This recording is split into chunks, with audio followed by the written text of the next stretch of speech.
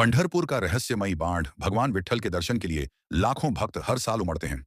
उस दिन एक अनोखे भय से थर्रा उठा। सुबह का समय था। चंद्रभागा नदी अपने शांत स्वरूप में थी। मंदिर के सामने भक्तों की भीड़ जय जयकार कर रही थी।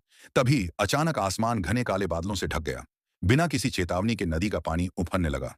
मिनटों में पानी मंदिर के प्रवेश द्वार तक पहुंच गया। भक्त घबराकर इधर उधर भागने लगे। नदी, जो हमेशा शांत और पवित्र मानी जाती थी, आज एक राक्षसी रूप में बदल गई थी। पानी का वेग इतना था कि मंदिर के सामने का घाट पूरी तरह डूब गया।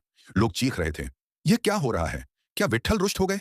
कुछ बुजुर्गों ने कहा, यह कोई साधारण बाढ़ नहीं, इसके पीछे कुछ और है। अफवाहें फैलने लगीं। कोई कह रहा था कि मंदिर के नीचे छिपा प्राचीन खजाना प्रकृति के क्रोध का कारण है। कोई इसे शाप बता रहा था। एक बूढ़ी औरत ने फुसफुसाते हुए कहा, 100 साल पहले भी ऐसा हुआ था। तब एक तांत्रिक ने नदी में कुछ डाला था और पानी रातों रात गायब हो गया।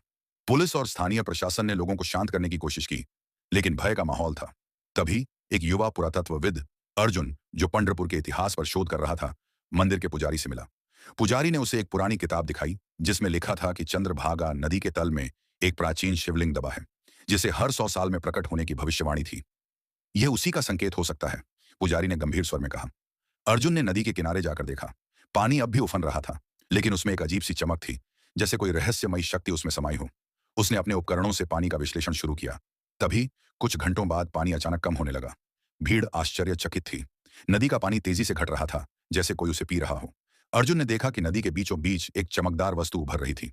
वह शिवलिंग था, जिसके चारों ओर एक रहस्यमयी नीली रोशनी थी। लोगों ने इसे चमत्कार माना, लेकिन अर्जुन को शक था।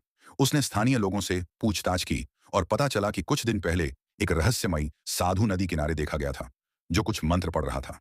क्या यह उसकी करतूत थी या प्रकृति का कोई खेल? पानी के कम होने के साथ ही नदी का वह हिस्सा सूख गया जहां शिवलिंग प्रकट हुआ था। अर्जुन ने उस स्थान की खुदाई शुरू की, लेकिन तभी एक जोरदार गर्जना हुई और शिवलिंग फिर से पानी में डूब गया। रहस्य अनसुलझा रहा। लोग इसे विट्ठल का चमत्कार मानकर मंदिर लौट आए, लेकिन अर्जुन के मन में सवाल गूंज रहे थे। क्या यह प्रकृति का खेल था या कोई और शक्ति पंढरपुर के इस रहस्य को छिपा रही थी?